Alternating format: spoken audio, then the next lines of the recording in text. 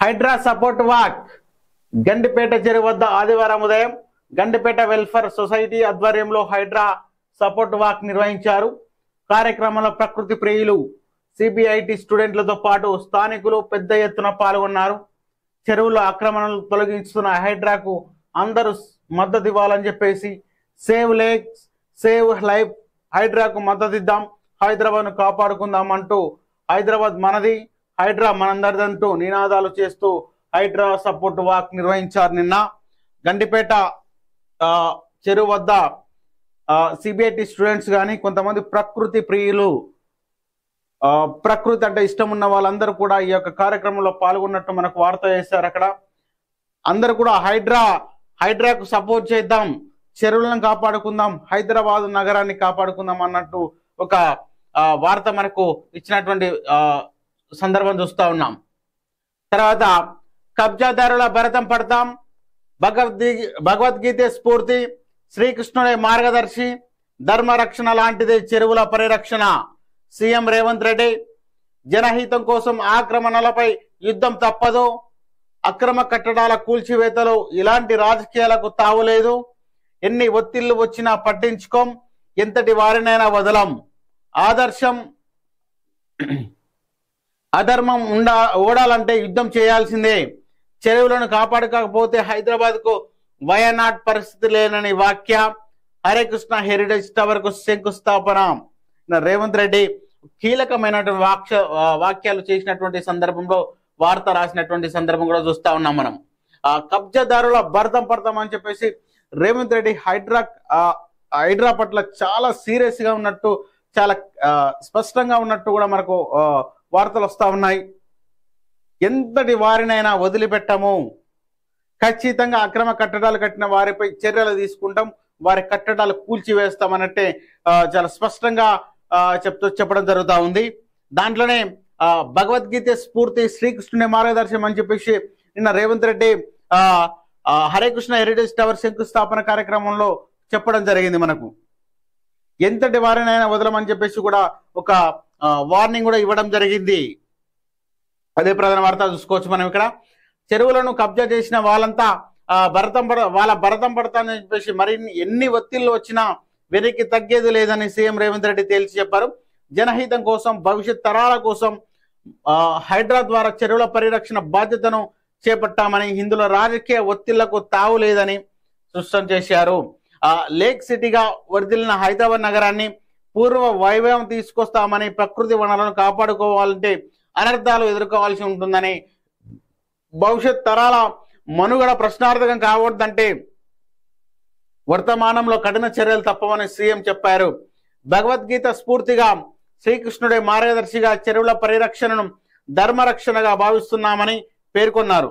చెరువులను కాపాడే బాధ్యత ఈ ప్రభుత్వం తీసుకుంటుంది.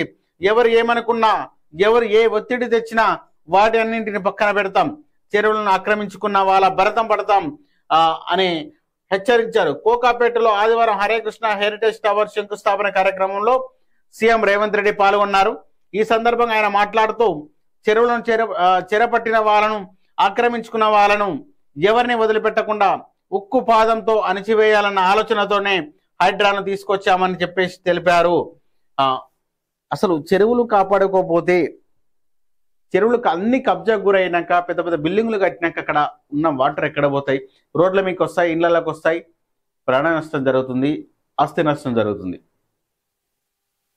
ఒక్కసారి అది అలానే ఉంటే వయనాడ్ పరిస్థితి, మన కేరళ వయనాడ్ పరిస్థితి ఏ విధంగా వచ్చిందో, ఊరే కొట్టుకుపోవడం జరిగింది, చాలా ప్రాణ నష్టం జరిగింది అక్కడ.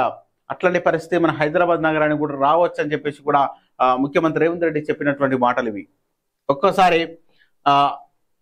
చూద్దాం. హరేకృష్ణ హెరిటేజ్ టవర్ కు భూమి పూజ చేస్తున్న సీఎం రేవంత్ రెడ్డి, మంత్రి శ్రీధర్ తదితరులు అని చెప్పేసి ఒక ఫోటో చూసుకోవచ్చు.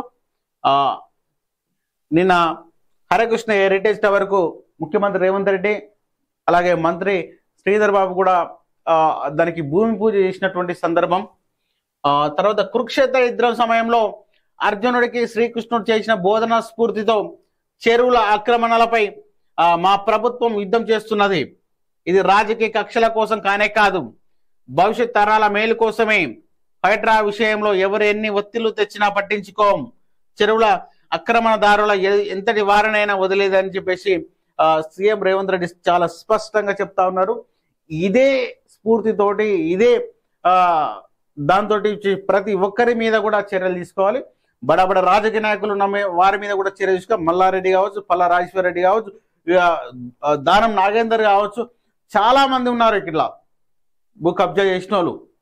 వాళ్ళందరి మీద చర్యలు తీసుకోవాలి. వారి అన్ని అక్రమ కట్టడాలను కూల్చేయాల్సినదిగా చేస్తా ఉన్నాం. తర్వాత తాగునీటి జలాశయాల్లో డ్రైనేజీ కలిపితే ఊరుకోవాలనా? మొన్న ఎండాకాలంలో తాగునీటి సమస్య వచ్చి కృష్ణా గోదావరి ఎండిపోతే హైదరాబాద్ నగరానికి దహార్తిని తీర్చింది గండిపేట ఉస్మాన్ సాగర్. కోట్లాది మంది దహార్తిని తీర్చే ఉస్మాన్ సాగర్, హిమాయత్ సాగర్ ను ఆనుకొని అక్రమంగా శ్రీమంతులు, గొప్ప గొప్ప వ్యక్తులు విలాసవంతమైన ఫామ్ హౌస్లు కట్టుకున్నారు. వాటి నుంచి డ్రైనేజీ లైన్లను ఈ తాగునీటి జలాశయాలకు వదులుతున్నారు. వాళ్ళు అట్లా చేస్తుంటే ఆ అక్రమ నిర్మాణాలను నేను వదిలేస్తే ప్రజాప్రతినిధిగా విఫలమైనట్ట కాదా? ఆలోచన చేయండి అని సీఎం రేవంత్ అన్నారు. అందుకే హైడ్రా సంస్థను ఏర్పాటు చేసి అక్రమ నిర్మాణాలను కూల్చేస్తున్నామని తేల్చి చెప్పారు. తెలియకుండానే కొంతమంది ప్రజాప్రతినిధులు తప్పులు చేస్తుంటారని, ఆ బ్యాలెన్స్ షీట్ను సవరించుకోవడానికి తెలిసి కొన్ని మంచి పనులు చేయాలని ఆయన అన్నారు. భూమి పూజ చేసిన కార్యక్రమంలో మాట్లాడుతూ రేవంత్ రెడ్డి మాట్లాడిన సందర్భం అది.